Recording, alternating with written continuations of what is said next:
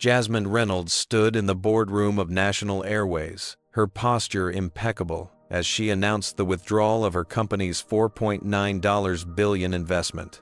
The airline executive's faces drained of color as recognition dawned. She was the same woman their security had forcibly removed from first class 3 weeks ago. Today, she declared, "I'll show you exactly what discrimination costs." Before we dive into this shocking story, let me know where you're watching from in the comments. Hit that like button and subscribe to hear more stories about powerful comebacks against discrimination. Now let's see how Jasmine Reynolds turned the tables on an entire airline.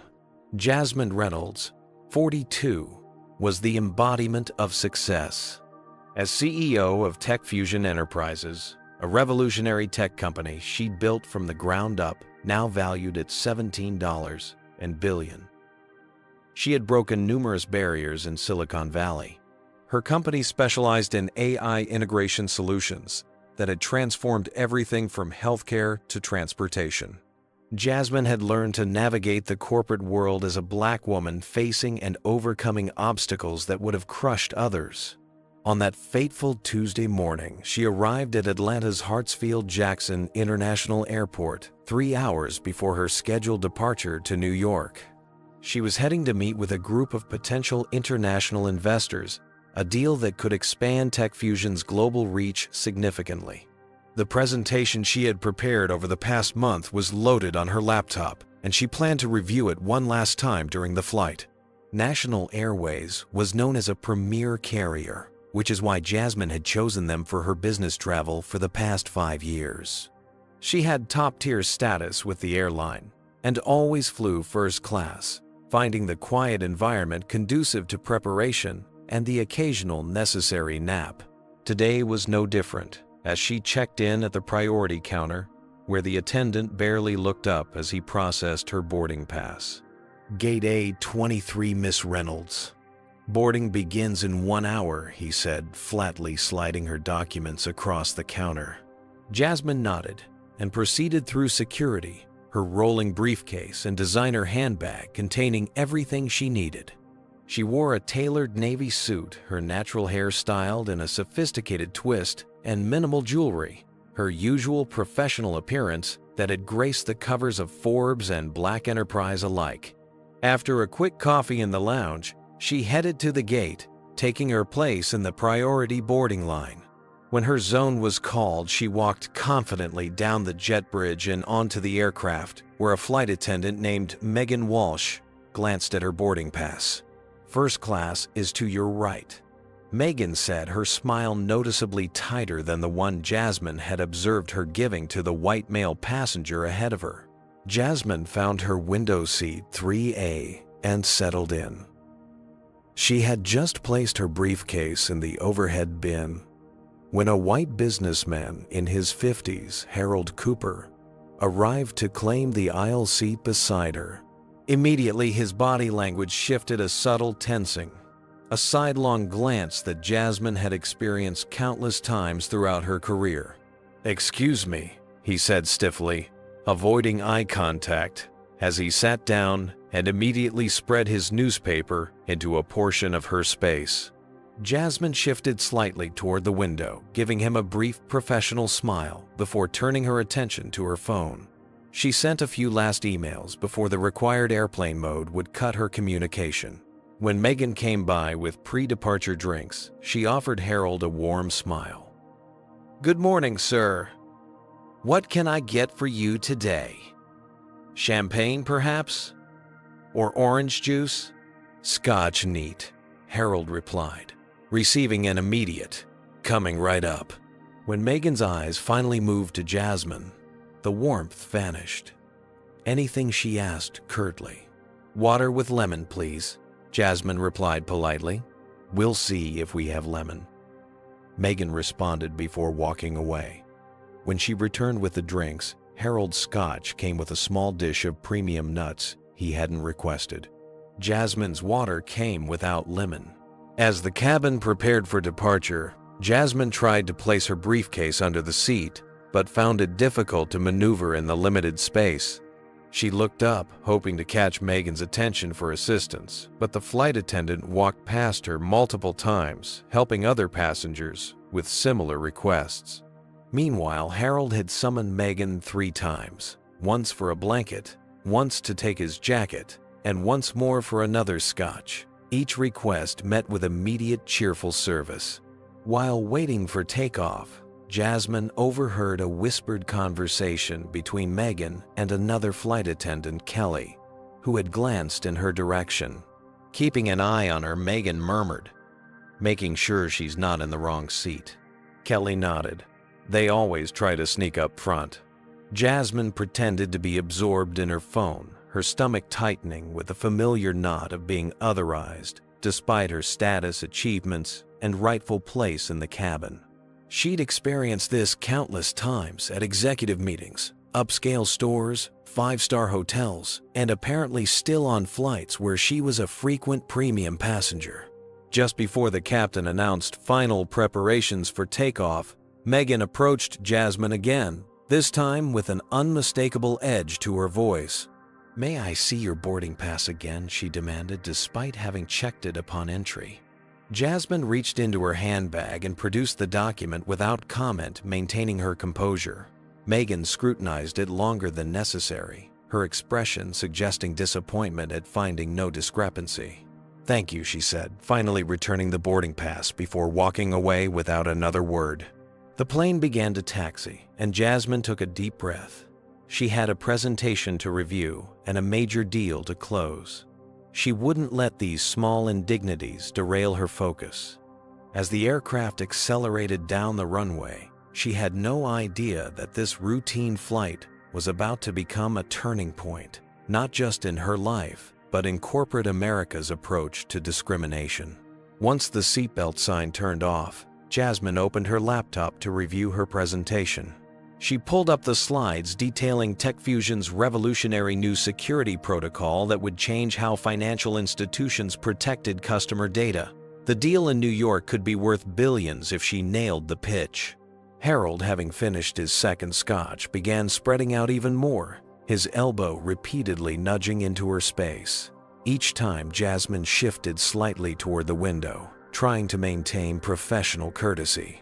When his knee deliberately pressed against hers under the shared armrest, she finally spoke up. "Excuse me, sir," she said politely. "Would you mind giving me a bit more space? I'm trying to prepare for an important meeting." Harold glanced at her screen, then gave a smirk. "Diversity hire, huh? What company lets the help make these kinds of presentations?" Jasmine stiffened but kept her voice even.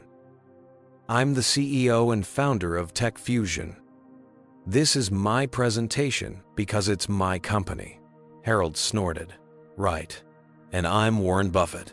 Rather than engage further, Jasmine inserted her earbuds and tried to focus on her work. She'd faced men like Harold throughout her career, men who couldn't conceive of a black woman holding power in spaces they considered their birthright. 30 minutes into the flight, Megan served drinks and snacks. Again, Harold received attentive service, while Jasmine's request for coffee was met with a curt "we'll get to you eventually." When the coffee finally came, it was lukewarm, and without the cream she'd requested. As Jasmine continued working, Harold's voice grew progressively louder as he conducted a business call despite the aircraft rules against it. He spoke over her head to another white passenger across the aisle about the problems with these diversity programs and how standards had fallen. Just as Jasmine was reviewing her financial projections, Harold reached for his drink and accidentally knocked it over. The liquid splashed directly onto her keyboard, causing her laptop to flicker. "Oh, clumsy me," he said with transparent insincerity. "These seats are just so cramped, aren't they? Not enough room for everyone." Jasmine grabbed napkins quickly, trying to save her computer and the work it contained. "This presentation is critical," she said, unable to completely mask her frustration. "Please, be more careful." Harold's face hardened. "Don't use that tone with me. It was an accident." As Jasmine dabbed at her computer trying to assess the damage, Harold pressed the call button. Within seconds, Megan appeared. "Is there a problem, sir?" she asked, completely ignoring Jasmine and the obvious spill. "This woman is being aggressive after I had a minor accident," Harold complained, his voice carrying to nearby passengers. "I don't feel comfortable." Megan immediately turned to Jasmine with a stern expression. "Ma'am, we need everyone to remain civil on this flight." "He deliberately spilled his drink on my laptop," Jasmine explained, gesturing to the obvious evidence. "I have an important presentation in New York, and now my equipment is damaged." "I'm sure. It was just an accident," Megan dismissed. "Perhaps you should be more understanding." A few moments later, a security officer named Richard Bennett appeared. He was a tall, imposing man with a crew cut and a scowl etched into his features. Megan immediately pulled him aside and whispered something, occasionally glancing back at Jasmine. Officer Bennett approached, standing directly in the aisle next to Harold's seat. "What seems to be the issue here?" Before Jasmine could speak, Harold jumped in. "This woman is being belligerent after a simple accident. I'm just trying to enjoy my flight in peace." Bennett turned to Jasmine, his expression already decided. "Ma'am, we can't have disturbances in the first-class cabin. I'm going to need you to calm down." "I am perfectly calm," Jasmine replied evenly. "This man has been making racist comments, deliberately invaded my space, and damaged my property. I'm simply trying to work." Around them, passengers had begun to take notice. A few had their phones out, recording discreetly. One young woman in the row behind looked concerned, but remained silent. An older black man across the aisle watched with a resigned expression. Jasmine recognized the look of someone who had seen this story play out too many times before.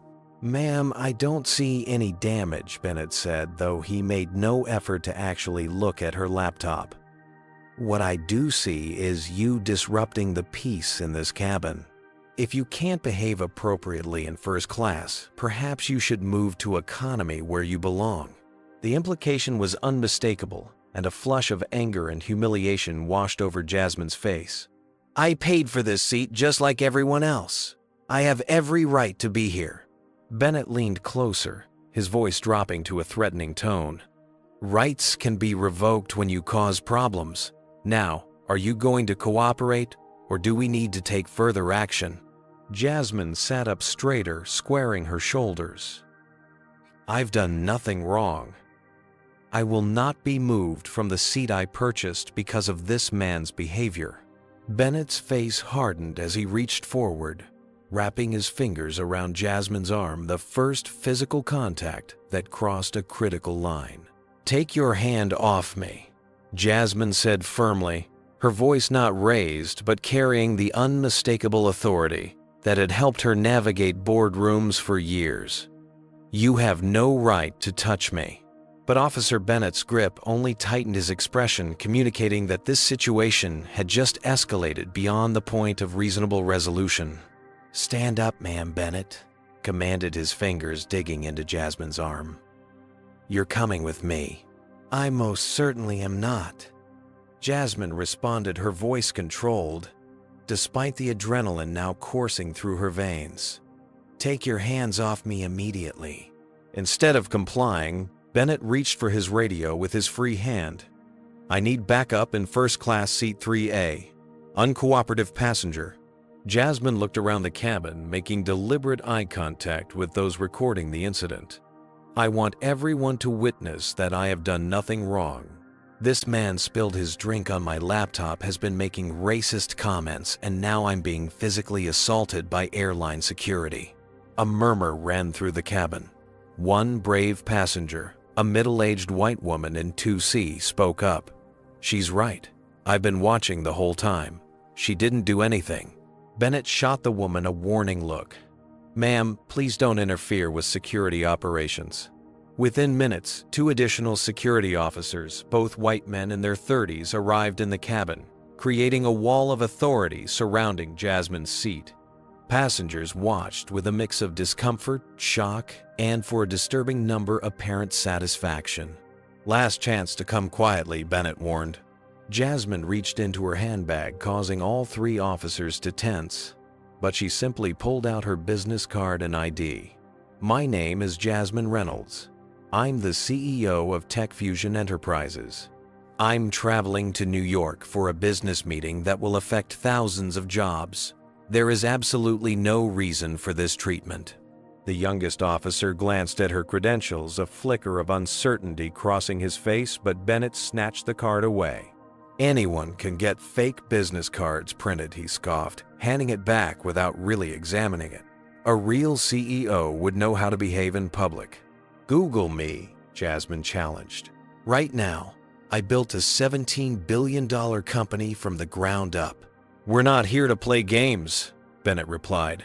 "Stand up now or we will physically remove you." Harold watched with a poorly concealed smirk as the confrontation unfolded beside him. Megan stood at the front of the cabin, arms crossed, expression vindicated. When Jasmine remained seated, Bennett nodded to his colleagues. What followed was a humiliating spectacle as the three men forcibly removed her from her seat. One grabbed her belongings from the overhead bin, carelessly shoving her laptop into her bag. Another took her by the arm, while Bennett pushed from behind. "I'm complying, stop pushing me," Jasmine said, trying to maintain some dignity as she was marched through first class. From her peripheral vision, she could see passengers' reactions, some averting their eyes, unwilling to witness the injustice, others recording, a few nodding in approval, and a small minority looking genuinely disturbed. "This is what happens when you don't know your place," one passenger muttered just loud enough for her to hear. Another whispered, "They should check if she really paid for that seat." But there were also voices of protest. The woman from 2C stood up. "This is wrong, she didn't do anything." A young black man further back called out, "I saw the whole thing. This is straight-up discrimination." Security quickly silenced them. "Anyone interfering will be removed as well," Bennett announced to the cabin. As they paraded Jasmine through business class and economy, the humiliation deepened. Hundreds of eyes followed her journey, most passengers assuming she must have done something terrible to warrant such treatment. A child pointed and asked his mother, "What did the lady do?" The long walk through the terminal was even worse. Regular travelers stopped to stare as the security officers flanked her like a criminal. Jasmine held her head high, but inside a storm was brewing a mixture of rage, humiliation, and an ice-cold determination that was crystallizing with each step. When they finally reached the main terminal, Bennett released her with a shove that was just gentle enough to avoid being an obvious assault. "You're banned from this flight," he informed her. National Airways reserves the right to refuse service to anyone causing disturbances. "I want your names and badge numbers," Jasmine demanded, pulling out her phone. "All of you." The officers exchanged glances before Bennett stepped forward. "You can file a complaint online like everyone else. Now move along before we have you escorted from the building entirely." With that, they turned and walked away, leaving Jasmine standing alone in the busy terminal, her carefully planned day in shambles. Her crucial meeting, now impossible to attend. For a moment, she allowed herself to feel the weight of what had just happened. Her hands trembled slightly, not with fear, but with a barely contained fury. Then, drawing on the same resilience that had carried her through countless boardrooms where she was the only black woman, she straightened her jacket, took a deep breath, and pulled out her phone.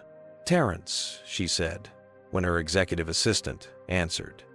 "I need you to reschedule today's meeting and book me a hotel, then clear my calendar tomorrow. Something's happened, and we have work to do."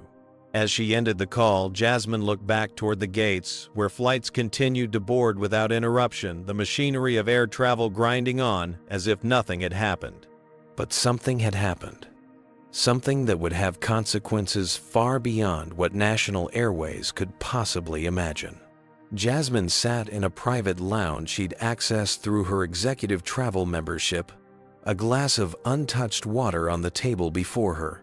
Her reflection in the window showed a woman composed on the surface, but her eyes betrayed the tempest within. The humiliation of being marched through the plane like a criminal still burned fresh. Her phone rang. Terrence Williams, her executive assistant of 5 years, calling back for details. "Jasmine, what happened?" "I've rescheduled the investor meeting for next week." But they weren't happy about it. She recounted the events in precise detail, her voice steady but tight. They did what Terrence's outrage exploded through the speaker. "That's blatant discrimination. We need to call the media right now." CNN would run this story tonight. Black female CEO dragged off a plane for existing while successful. "No," Jasmine replied firmly. "Not yet." "What do you mean, not yet?" "Those racists need to be exposed immediately." "Terrence, I've navigated these waters my entire career. Reactive outrage gives them control of the narrative. We'll respond, but strategically." She paused. "Call Diana." "I want legal counsel on this immediately." Within 30 minutes, Diana Foster, TechFusion's chief legal counsel, joined the call. Diana had been with Jasmine since the early days, a brilliant Harvard law graduate who had turned down multiple offers from prestigious firms to help build TechFusion. "This is textbook discrimination," Diana stated after hearing the full account. "We have multiple grounds for legal action: discrimination, assault, defamation, breach of contract." "Do you have the names of everyone involved?" "Only partial information," Jasmine admitted. "But there were numerous witnesses, and I'm certain people were recording." "We should issue a statement immediately," Diana suggested. "Get ahead of this before they spin it." Jasmine leaned back in her chair, memories flooding back. The venture capitalist who'd asked if she was the assistant during her first funding pitch. The executive who'd mistaken her for waitstaff at a gala honoring her own innovations. The countless times she'd been asked to prove her credentials in spaces where her white counterparts were presumed competent. "This isn't my first experience with discrimination," Jasmine said quietly, "but it will be the last I allow to happen without consequences." Her phone pinged with an email notification from National Airways, a generic apology claiming they were investigating the incident and offering 1,000 bonus miles as a goodwill gesture. 10,000 miles, Jasmine said with a hollow laugh. "Apparently that's the price of my dignity." While Diana outlined potential legal approaches, Jasmine opened her laptop, thankfully still functional despite the spilled drink, and began researching. Not about discrimination cases or public relations strategies, but about National Airways itself, their corporate structure, their leadership, their financial standing. An hour into her research, she discovered something that made her sit up straight. "Diana, I need to call you back," she said, interrupting the lawyer's explanation of precedent cases. "I just found something interesting." After ending the call, Jasmine dug deeper, following a complex trail of investment vehicles and pension fund allocations. What she discovered was extraordinary. TechFusion's employee pension fund, managed by a third-party investment firm, was one of National Airways' largest institutional investors.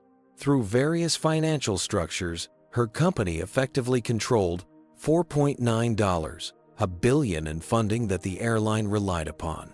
National Airways had just discriminated against the CEO of one of their biggest investors.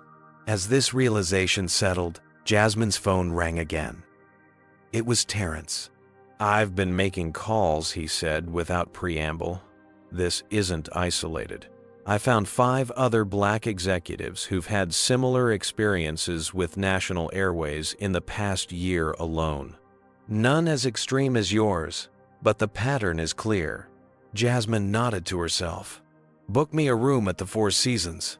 I'm not flying back tonight." Then set up an emergency meeting with our executive team for tomorrow morning virtual for those who can't make it in person. And Terrence. "Yes. Tell Marcus to bring all the information he has about our pension fund investments. Everything." After hanging up, Jasmine stared out at the airport tarmac where planes continued taking off and landing in the afternoon sun. For the first time since the incident, a small smile curved her lips. Have you ever faced discrimination and wished you had the power to make real change? Comment number 1 if you've experienced or witnessed discrimination while traveling. Comment number 2 if you believe corporations need to be held accountable for the actions of their employees.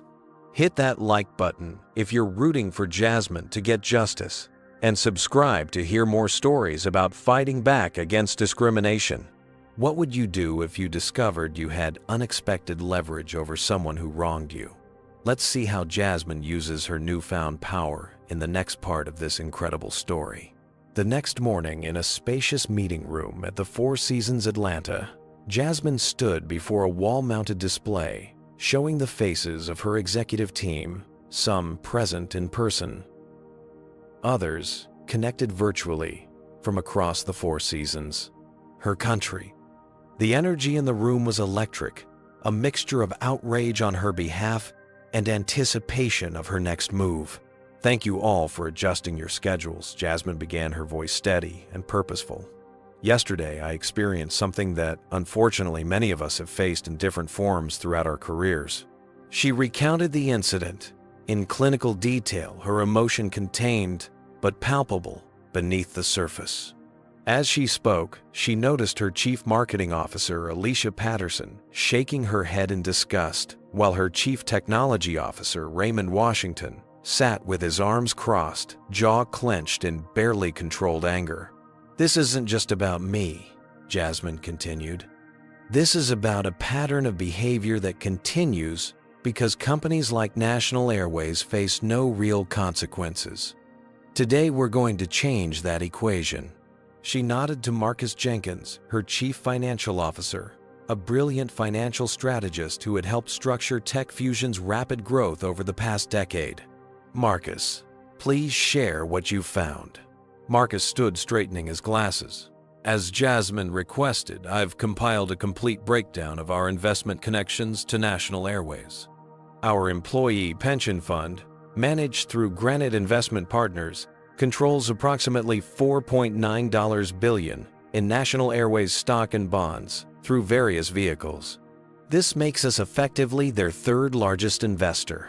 A murmur ran through the room as the implications became clear. Additionally, Marcus continued our corporate travel account with them, totaled $3.2 million last year alone. We're also midway through negotiations to provide their IT infrastructure upgrade, a contract worth potentially $85 million over 5 years. Jasmine took control of the presentation again. So the question before us is, how do we respond in a way that creates meaningful, lasting change, not just an apology and empty promises? For the next hour, the room buzzed with strategic discussions. Alicia suggested an immediate social media campaign highlighting the incident. Raymond proposed blacklisting National Airways from all corporate travel indefinitely. The General Counsel, Diana Foster, outlined potential legal actions, ranging from discrimination lawsuits to shareholder activism. All viable options, Jasmine acknowledged. But I want to think bigger. National Airways needs more than a PR black eye or a slap on the wrist. They need systemic transformation. She turned to her whiteboard and wrote in bold letters, legal, financial, public, internal. We need a multi-pronged approach that addresses each of these areas, she explained. Diana will prepare legal action, but hold before filing. Marcus will develop financial leverage strategies using our investment position. Raymond, I want you to analyze their internal systems for diversity tracking and accountability, what they have versus what they should have. As the team began to separate into working groups, Jasmine's phone rang. It was Terrence. I've made contact with those other executives I mentioned, he reported. They're willing to share their experiences and join forces if needed. One of them, Dr. Malcolm Robinson, is actually on the board of the National Urban League. Perfect, Jasmine replied. Set up a confidential call with all of them for this evening. By late afternoon, the strategy had taken shape. The legal team had drafted documents outlining clear violations of federal anti-discrimination laws. The financial team had prepared a detailed analysis of how their investment leverage could be applied. The marketing team had crafted messaging that would position any action not as revenge, but as corporate responsibility. As the meeting was concluding, Jasmine addressed her team one final time. What happened yesterday was about more than one flight attendant's bias or one security officer's power trip. It was about a culture that enabled them managers who trained them and executives who created policies that allowed discrimination to flourish. We're not just seeking an apology, we're forcing systematic change. That evening, Jasmine connected with the other Black executives Terrence had found. Each shared similar stories, denied upgrades, despite status questioned about their first-class tickets, subjected to random security checks that seemed anything but random. Dr. Malcolm Robinson, CEO of a major hospital system, spoke last. Individual complaints get buried. Lawsuits get settled with NDAs. Nothing changes. But together with your financial leverage, Jasmine, we might actually create real change in the industry. After the call, Jasmine sat alone in her hotel suite, reviewing the day's work. On her laptop screen was the final piece of the puzzle, the contact information for William Prescott, CEO of National Airways. Tomorrow, she would make the call that would set everything in motion. But tonight she allowed herself a moment of reflection, remembering her grandmother's words when she'd faced discrimination as a child. Don't just get angry, get strategic. Your success will be the sweetest revenge. With that thought, she closed her laptop and prepared for the battle ahead. At National Airways headquarters in Dallas, CEO William Prescott leaned back in his leather chair, half listening, as his executive team discussed the incident from the previous day. The morning light streamed through floor-to-ceiling windows overlooking the airport, where dozens of planes bearing the company's logo took off and landed in a carefully choreographed dance. The situation was handled according to protocol, insisted Spencer Morgan, head of security operations, a former military man with a rigid demeanor. The passenger was uncooperative and creating a disturbance. Did anyone actually verify who she was? Asked Melissa Chen, the recently appointed Chief Diversity Officer, a position created mainly for appearances after last year's discrimination lawsuit. Spencer waved his hand dismissively. Anyone can claim to be a CEO. Our officers are trained to maintain order, not check LinkedIn profiles. William finally spoke his tone, making it clear he considered this a minor issue. What's the damage control look like, Sarah? Sarah Thompson, the airline's PR director for the past 15 years, consulted her tablet. Standard procedure. We've issued the automatic apology email with bonus miles. If she escalates through customer service, we can offer a voucher for a future flight. Nothing about this has hit social media yet, so I think we're in the clear. Good. William nodded. Last thing we need is another viral video. Remember that doctor we had dragged off in Chicago stock dropped 15% in 2 days? Actually, Melissa interjected, I've reviewed the preliminary report and I'm concerned. The passenger was in her assigned seat, had proper documentation, and according to initial statements, the disturbance was initiated by another passenger. William's expression hardened. We're not here to debate every removal. Our security team made a call, and we back our people. End of discussion. As the meeting continued, the executive team reviewed security footage from the incident. The black and white video showed the confrontation from multiple angles, though conveniently the audio was missing. See, she's clearly arguing with the officer, Spencer pointed out as the footage showed Jasmine speaking to Bennett. She's sitting calmly in her seat, Melissa countered, and it appears the officer grabbed her first, not the other way around. Sarah shifted uncomfortably. We might want to consider a more substantive response than just miles. If this does get out, it won't, William interrupted. How many of these incidents happen every month? Dozens. They all go the same way. Customer complains. We offer compensation. They take it or leave it. Life goes on. He closed the folder containing the incident report. Offer her a first-class round-trip voucher if she formally complains. That should be sufficient. After the meeting dispersed, Jessica Martinez, a mid-level HR manager who had been taking notes during the discussion, remained troubled.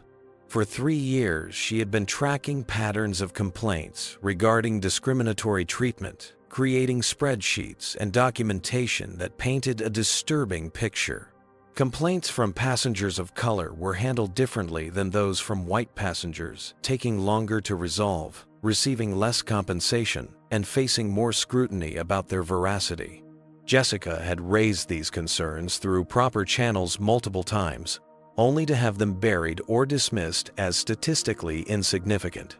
Now, watching the executive team's cavalier response to what appeared to be a clear-cut case of discrimination, something inside her snapped. Back at her desk, she researched Jasmine Reynolds and Tech Fusion Enterprises, confirming what Melissa had suspected: this was indeed a major CEO, not someone making false claims.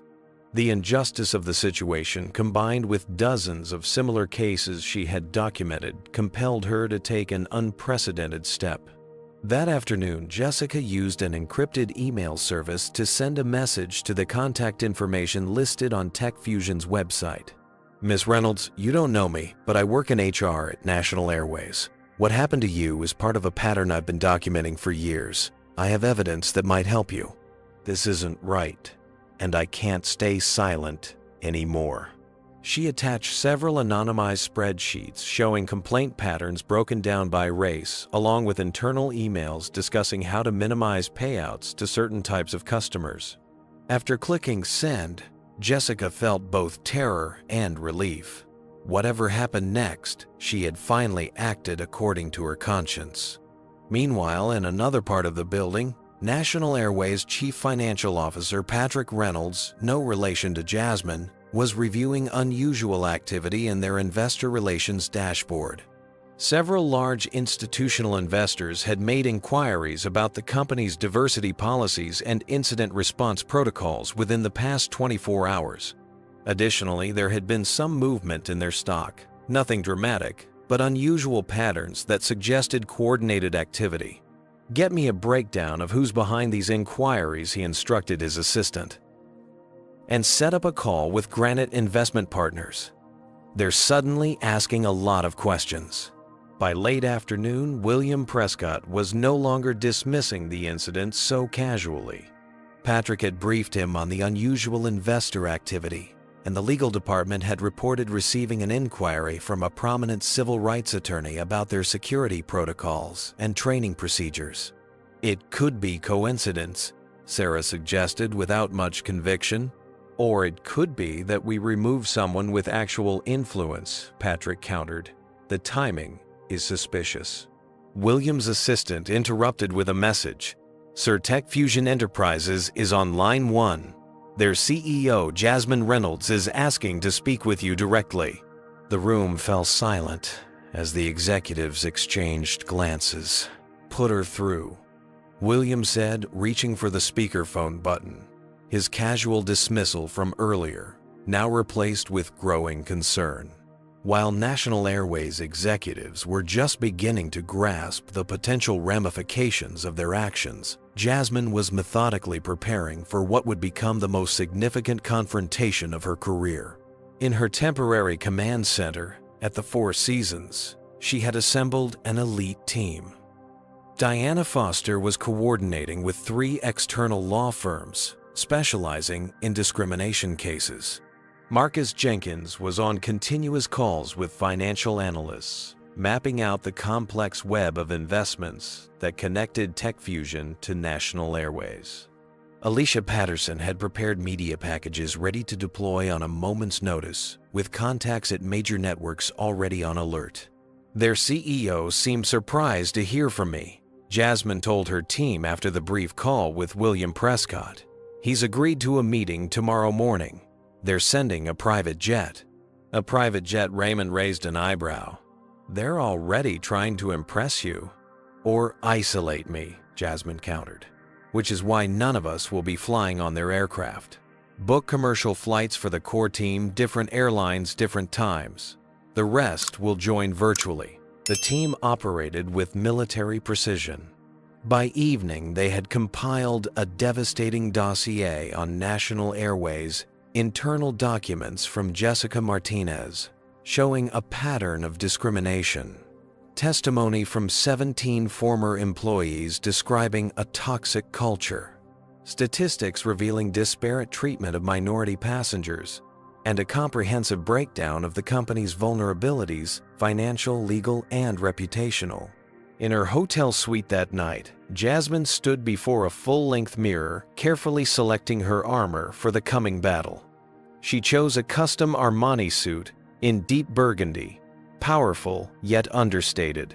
Her natural hair would be worn in an elegant updo, her accessories minimal but expensive. Every detail was calculated to project the authority that had been so casually dismissed on that plane. Your car's confirmed for 7 a.m. Terrence reported, bringing her a final revised strategy document. The team will arrive at various times throughout the morning as planned. And the presentation, Jasmine asked, loaded on multiple devices, backed up to our secure server, and printed in hard copy just in case. Jasmine nodded, reviewing the material one last time.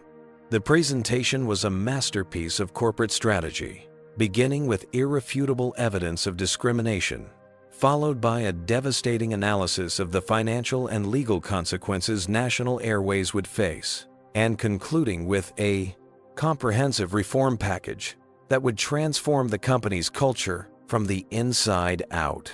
"What about Jessica Martinez?" Jasmine asked. "Is she protected?" Diana nodded.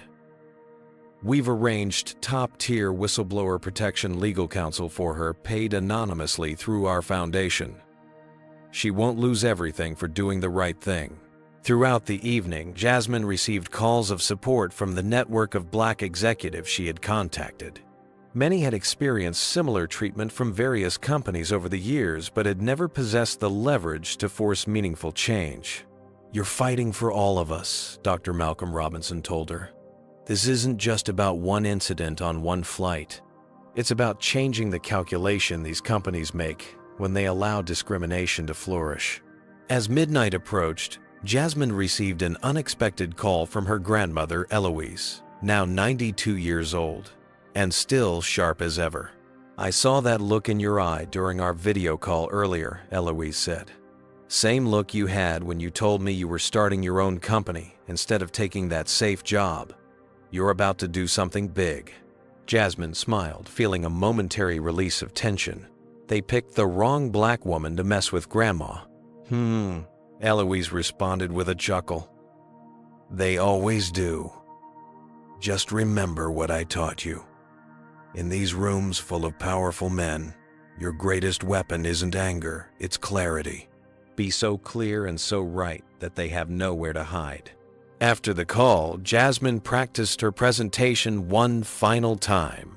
She wouldn't be using slides or notes tomorrow. Every figure, every fact, every legal precedent would be delivered from memory, maintaining unbroken eye contact with the executives who had allowed this culture of discrimination to flourish under their watch.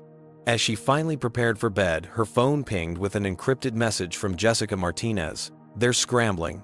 Emergency executive meeting lasted until 11 p.m. They've asked legal to prepare multiple scenarios for tomorrow. Good luck." Jasmine smiled. National Airways was preparing for a negotiation, perhaps even expecting a confrontation. What they didn't realize was that she wasn't coming to negotiate, she was coming to transform. Morning came quickly. As Jasmine's car navigated through Atlanta's early traffic toward National Airways regional headquarters, she watched the city wake up around her.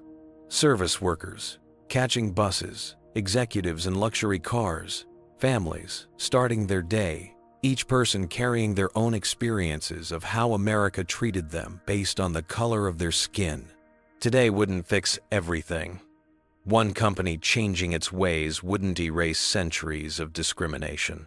But it would be a start, a clear message that in the corporate world, At least there could be real consequences for treating people differently based on race. As the imposing glass tower of National Airways Atlanta Operations Center came into view, Jasmine took a deep breath, channeling the strength of every person who had faced discrimination without the power to fight back. "We're here, Miss Reynolds," her driver announced. "Thank you," she replied, gathering her briefcase. As she stepped out of the car, heads turned among the employees entering the building. A few whispers, some pointed fingers, word had clearly spread about who was visiting today. Jasmine walked through the revolving doors with perfect posture, her expression calm but determined. At the security desk, the guard checked her ID with unusual thoroughness. "Miss Reynolds for the 9 a.m. with Mr. Prescott," she stated simply.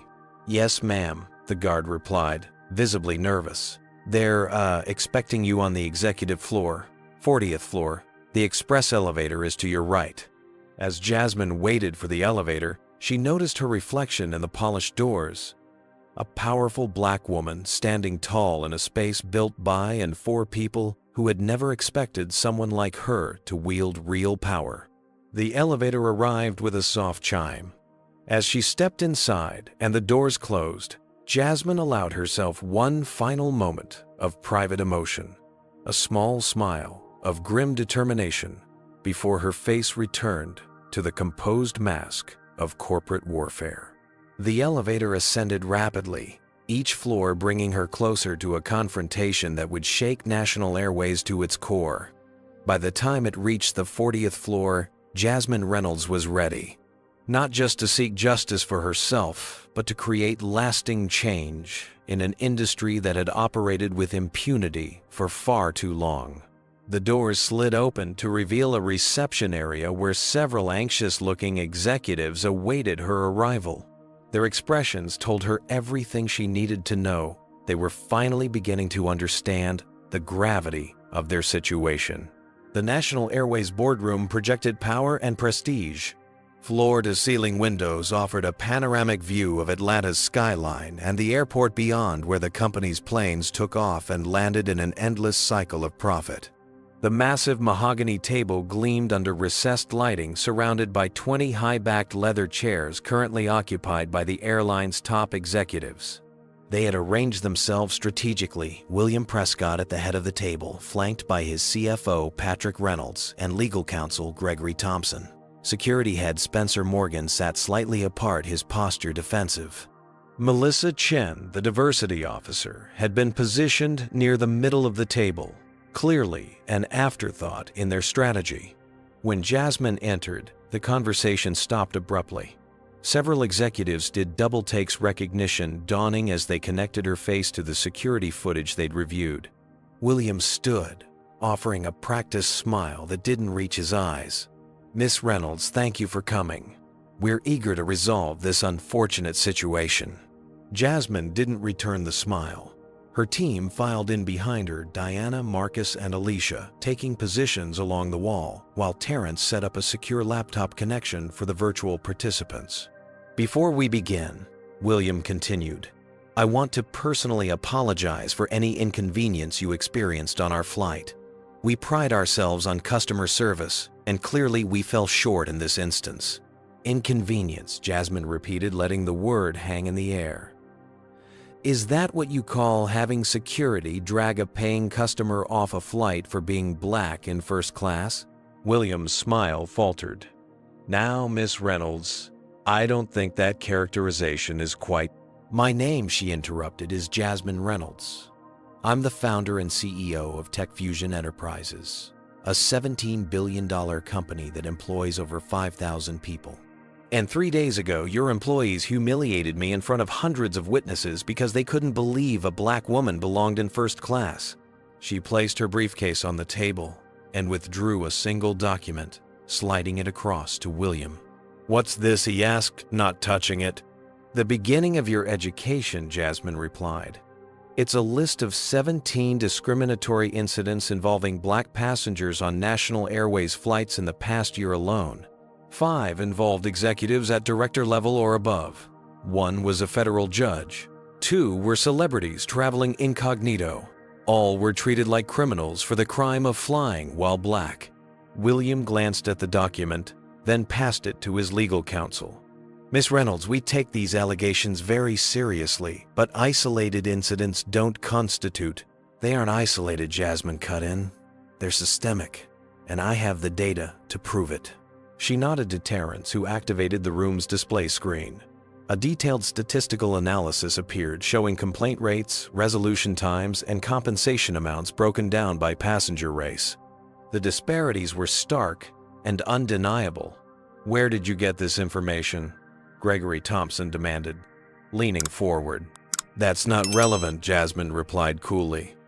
What's relevant is that it's accurate, and it shows a clear pattern of discrimination that would be compelling to both courts and regulatory agencies. She turned to address the whole room. But we're not here to debate whether discrimination exists at National Airways. We're here because it does exist. It happened to me, and now you're going to fix it. Patrick Reynolds, the CFO, cleared his throat. Miss Reynolds, while we appreciate your concern, National Airways is a publicly traded company with responsibilities to our shareholders. Any policy changes need to be evaluated through proper channels, and I'm intimately familiar with your shareholder structure, Jasmine, interrupted, nodding to Marcus, who distributed a financial analysis to everyone at the table. Tech Fusion's pension fund, managed through Granite Investment Partners, controls $4.9 billion of National Airways funding through various investment vehicles. That makes us your third largest institutional investor. The room fell silent as the executives flipped through the analysis expressions, morphing from dismissive to concerned. Additionally, Jasmine continued, our pending IT infrastructure contract worth $85 million is now on hold, and our annual corporate travel account of $3.2 million will be directed elsewhere unless significant changes occur. William's face had lost its practiced corporate calm. Are you threatening us, Miss Reynolds? I'm informing you of business decisions being made based on your company's demonstrated values, Jasmine replied evenly. Values that were made abundantly clear when your employees felt empowered to humiliate a black woman executive without fear of consequences. She walked slowly around the table, making eye contact with each executive. Here's what's going to happen. First, a public apology naming the specific employees involved and acknowledging the discriminatory nature of the incident. Second, the termination of those employees, not reassignment, not retraining, termination. Third, implementation of a comprehensive anti-bias program with measurable outcomes tied to executive compensation. William started to object, but Jasmine raised her hand, silencing him. I'm not finished. Fourth, the establishment of a $50 million fund to compensate victims of discrimination on your airline and support organizations fighting for transportation equity. Fifth, quarterly diversity audits conducted by an independent third party with results published publicly. And sixth, the addition of 2 board seats specifically designated for diversity advocates with binding input on policy decisions. She returned to her original position, standing tall at the opposite end of the table from William. You have 24 hours to agree to these terms. After that, I will simultaneously file a discrimination lawsuit with 17 co-plaintiffs, direct our pension fund to divest all holdings in National Airways. Launch a national media campaign detailing your discriminatory practices, and release internal documents showing your executives were aware of these issues and chose to ignore them. Gregory Thompson, the legal counsel, leaned toward William. We should discuss this privately. There's nothing to discuss, William countered, his face flushed with anger. Miss Reynolds, while we regret your experience, these demands are completely unreasonable. National Airways cannot be strong-armed by one disgruntled passenger, regardless of their financial connections. Jasmine smiled for the first time since entering the room, a small, knowing smile that sent a visible chill through the executives. I expected you might say that, she replied, nodding again to Terrence, who displayed a new document on the screen. an email chain between William and Spencer, discussing how to minimize payouts to the diversity complaints and avoid making any admissions that could be used against us. William's face drained of color. Where did you get that? Those are private communications. A conscience is a powerful thing, Mr. Prescott. It seems not everyone in your organization is comfortable with institutionalized racism. Jessica Martinez, sitting in a back corner taking notes, kept her expression neutral, but her hands trembled slightly. 24 hours, Jasmine repeated, gathering her materials. My team will provide the detailed requirements to your legal department this afternoon. I suggest you use your time wisely. As she turned to leave, William found his voice again. This is extortion. Jasmine paused at the door, turning back to face the table of executives. No, Mr. Prescott. This is accountability. For too long, companies like yours have calculated that discrimination costs less than equity. I'm simply changing the math. With that, she walked out, her team following behind, leaving the boardroom in stunned silence. 1 year later, Jasmine Reynolds stood in front of the National Press Club in Washington, D.C., the flashbulbs of cameras illuminating her confident smile. Behind her on stage sat an unlikely alliance: William Prescott of National Airways, Dr. Malcolm Robinson of the National Urban League, Jessica Martinez, now heading National Airways Office of Inclusion, and representatives from 5 other major airlines. Today marks the 1-year anniversary of the Airline Equity Accord. Jasmine began, her voice carrying through the packed room. What began as a personal experience of discrimination has transformed into an industry-wide commitment to equitable treatment for all passengers. The journey to this moment had begun with the explosive news coverage following National Airways' public apology. The story had dominated headlines for weeks. Black CEO pulls $4.9 investment after discrimination. National Airways admits systemic bias. Corporate America's reckoning with racism. After Jasmine's ultimatum, the National Airways Board had convened an emergency meeting that lasted through the night. By morning, they had accepted all 6 of her demands, recognizing that the alternative would likely lead to the company's collapse. The public apology had been unprecedented in its directness. William Prescott, looking uncomfortable but resigned, had stated plainly, "National Airways acknowledges that Ms. Reynolds was subjected to discriminatory treatment based on racial bias. We take full responsibility for the actions of our employees and the culture that enabled such behavior." Megan Walsh, Richard Bennett, and several supervisors had been terminated within 48 hours. The news had sent shockwaves through the industry. For the first time, there were real public consequences for discrimination that companies could not hide behind confidential settlements. The $50 million equity fund had been established, with an independent board already providing compensation to hundreds of passengers who had experienced similar treatment, and supporting grassroots organizations focused on transportation equity. But the most significant change had come in the form of the Airline Equity Accord, a voluntary industry standard initiated by National Airways and now adopted by 78% of domestic carriers. The Accord established common training protocols, reporting mechanisms, and transparency requirements designed to root out discriminatory practices. The data speaks for itself, Jasmine continued in her address, gesturing to the screen behind her. Discriminatory incidents have declined by 63% across participating airlines. Complaint resolution times have equalized across demographic groups. Employee satisfaction scores have increased, particularly among staff of color. And perhaps most telling for the skeptics, company performance has improved, with National Airways stock up 17% since implementation. She acknowledged Jessica Martinez with a nod. None of this would have been possible without brave individuals willing to speak truth to power, often at great personal risk. Jessica, now a celebrated whistleblower rather than a fearful HR manager, smiled back. Her decision to come forward had inspired others throughout the industry to expose discriminatory practices, creating a wave of accountability that extended far beyond one airline. Corporate America is watching, Jasmine continued. In the past year, similar equity accords have been established in the hotel industry,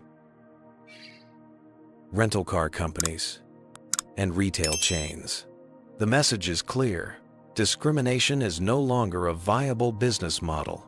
Following the press conference at a private reception for key stakeholders, William approached Jasmine with a glass of champagne.